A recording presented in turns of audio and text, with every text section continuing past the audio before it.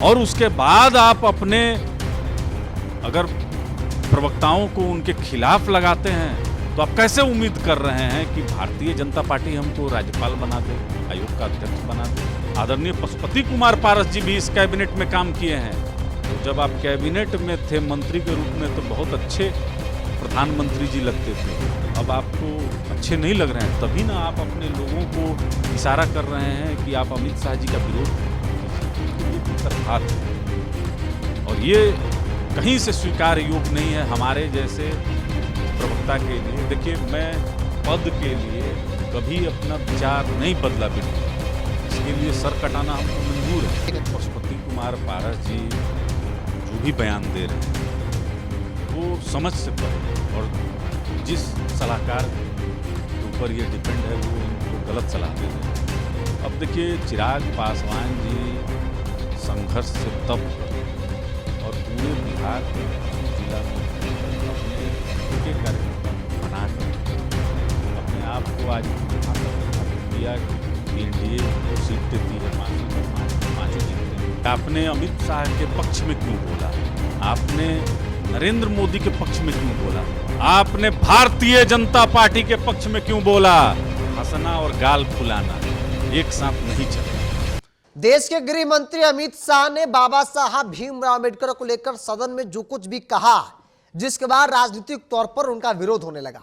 विरोध करने वालों में विपक्ष के तमाम बड़े नेता दिखे, विपक्ष की तमाम पार्टियां दिखी, लेकिन एनडीए के अंदर भी विरोध के स्वर जो है वो दिखने लगे हैं। चूंकि एनडीए के सहयोगी दल पशुपति कुमार पारस के पार्टी के मुख्य प्रवक्ता चंदन सिंह ने जैसे ही अमित शाह के उस बयान का समर्थन किया, पार्टी ने चंदन सिंह पर कार्रवाई कर दी और कहा कि आपने पार्टी लाइन से इतर जाकर बयानबाजी की है, इसीलिए आपको प्रवक्ता पद से पदमुक्त किया जाता है।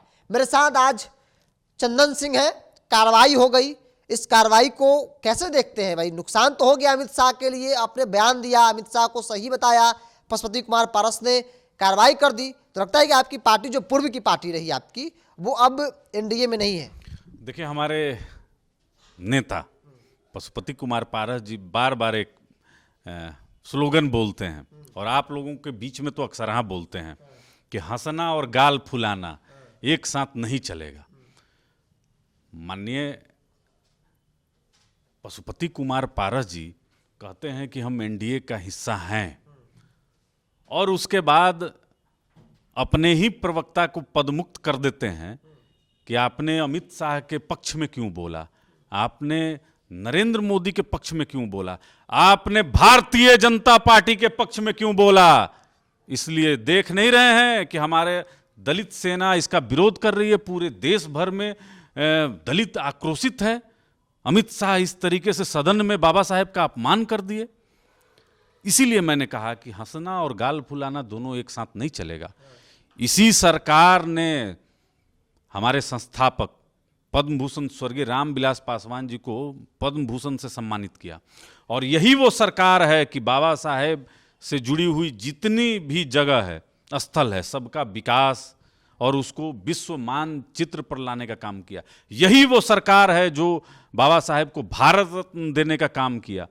तो अब अमित शाह जी का पूरा बयान अगर पार्लियामेंट के अंदर का अगर आप नहीं सुनते हैं तो यह दुर्भाग्यपूर्ण है।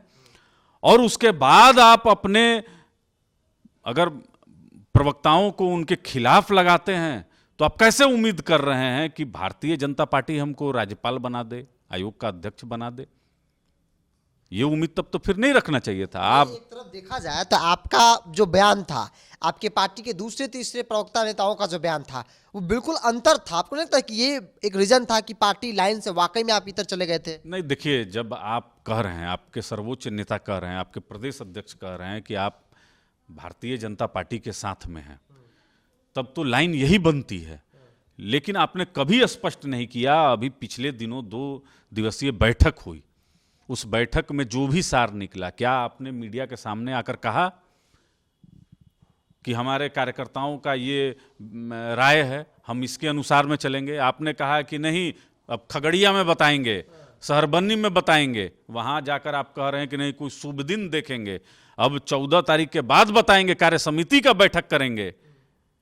तो ये आप जो इस पर खिचड़ी पका रहे हैं, जो भी कार्यकर्ता बच गए हैं आपके पास मुट्ठी भर, और हमारे जैसे कर्तव्यनिष्ठ प्रवक्ता पर अगर आप पदमुक्त कर रहे हैं, कार्रवाई कर रहे हैं, तो ईश्वर जाने कि आपके पास अब कौन वो ईमानदार लोग हैं जो आपको ये राजनीतिक सलाह दे रहे हैं और बार बार आप चूक जा रहे हैं। देखिए, हमारे जैसे राष्ट्रभक्त इस देश में करोड़ों हैं, बिरजू जी, और 2014 से जब माननीय प्रधानमंत्री जी ने कमान संभाला और गृह मंत्री के रूप में आदरणीय अमित शाह जी ने कमान संभाला, देश चारों तरफ से सुरक्षित हुआ। और देश हित के इतर मैं कभी जा नहीं सकता हूं। हमारे स्वर्गीय संस्थापक भी इस कैबिनेट में काम किए हैं, आदरणीय पशुपति कुमार पारस जी भी इस कैबिनेट में काम किए हैं। तो जब आप कैबिनेट में थे मंत्री के रूप में तो बहुत अच्छे प्रधानमंत्री जी लगते थे, अब आपको अच्छे नहीं लग रहे हैं, तभी ना आप अपने लोगों को इशारा कर रहे हैं कि आप अमित शाह जी का विरोध कीजिए। जिस लहजे का स्टेटमेंट आपके दुलरुआ लोगों का जा रहा है बीजेपी के खिलाफ में, ये कहीं से उचित नहीं है। आप पहले स्पष्ट कीजिए कि आप एनडीए के साथ में नहीं हैं, उसके बाद में आप अपने प्रवक्ताओं को स्पष्ट कीजिए, उसके बाद आप देखिए मीडिया में क्या स्टैंड आपका प्रवक्ता रखता है। आप कह रहे हैं कि हम एनडीए के साथ में हैं और करवा रहे हैं जस्ट अपोजिट, तो ये भीतरघात हुई ना, ये तो इंडिया के भीतरघात है। ये देखिए, ये भीतरघात है और ये कहीं से स्वीकार योग्य नहीं है हमारे जैसे प्रवक्ता के लिए। देखिए, मैं पद के लिए कभी अपना विचार नहीं बदला बिरजू जी, इसके लिए सर कटाना हमको मंजूर है। कभी अपना विचार चाटुकारिता के लिए हम नहीं बदल सकते हैं।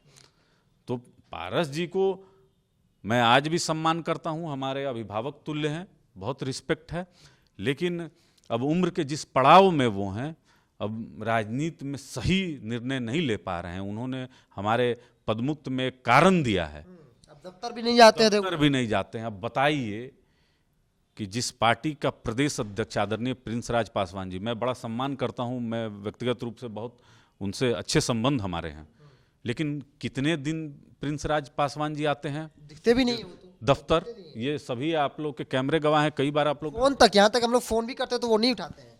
आप जिनके हस्ताक्षर से ये पत्र जारी हुआ है वो तो 6 महीना 8 महीना पार्टी से लापता थे। केशव सिंह, तो अब हम पे अगर आप आरोप लगा रहे हैं, जबकि आदरणीय पशुपति कुमार पारस जी से पिछले ही दिनों मेरी मुलाकात हुई थी, उसके बाद वो सहरबनी गए, सहरबनी के कार्यक्रम में हम नहीं थे, उसके बाद हम थोड़ा बीमार उमार पड़ गए, स्वाभाविक है, मौसम ऐसा है।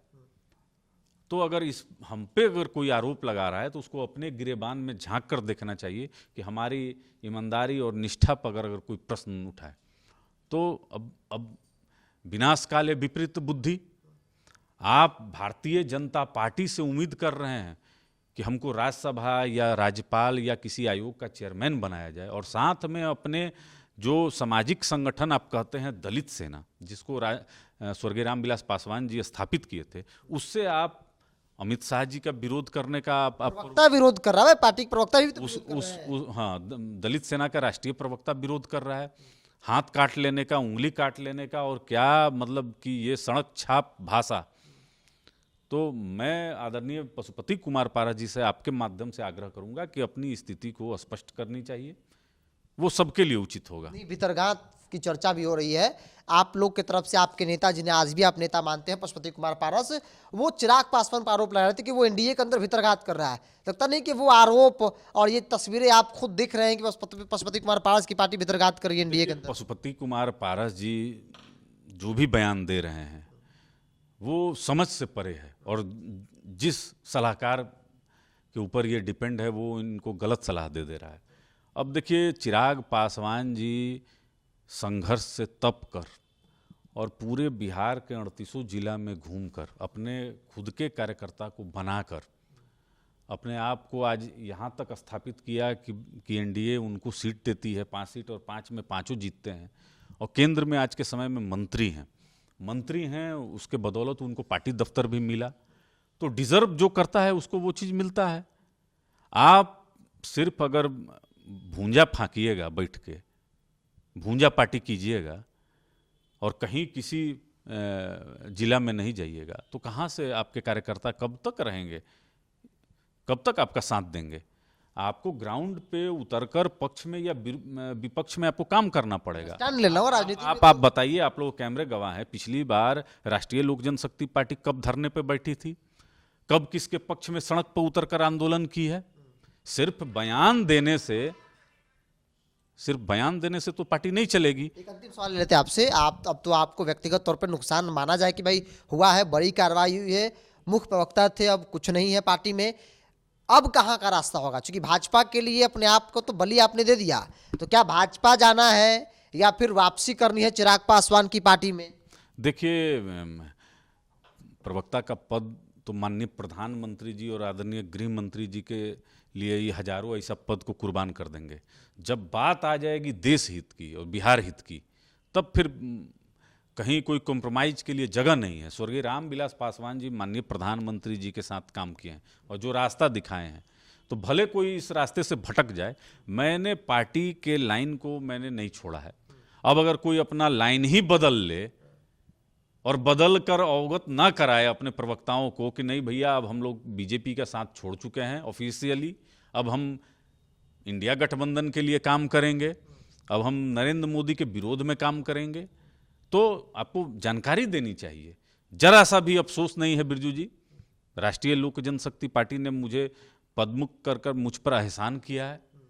जिस पार्टी की ना कोई विचारधारा है, ना कोई नीति है, ना सिद्धांत है, आज भी अगर आपको बुरा लगता है कि पार्लियामेंट के अंदर में देश के यशस्वी गृह मंत्री आदरणीय अमित शाह जी ने गलत बोला है बाबा साहेब के बारे में, तो आप सड़क पर उतरिए, आप प्रेस कॉन्फ्रेंस कीजिए, आप पीठ पीछे आप खंजर भोंकने के लिए आप धार दे रहे हैं खंजर में, तो ये कहीं से उचित नहीं है। इसका पुरजोर हम विरोध करते हैं। कहाँ जाएंगे? नहीं, ये तो भविष्य के गर्भ में है और देश हित के बारे में बात करेंगे, बिहार हित के बारे में बात करेंगे। पूर्व में भी जब पद नहीं था तो राजनीतिक विश्लेषक थे, काम बहुत सारे हैं, करेंगे जनता के लिए काम करेंगे, देश हित की बात करेंगे और देश हित के लिए, राष्ट्र के लिए एक नहीं 100 कुर्बानी कबूल है।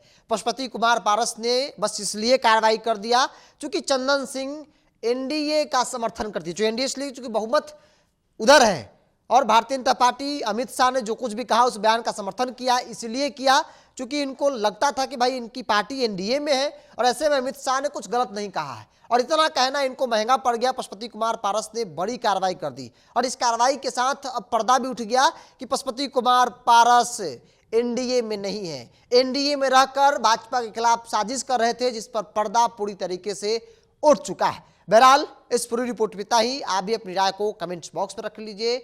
अगर आप मेरे चैनल को यूट्यूब पर देख रहे हैं तो सब्सक्राइब कर लीजिए, फेसबुक पर देख रहे हैं तो पेज को लाइक और फॉलो कर लीजिए।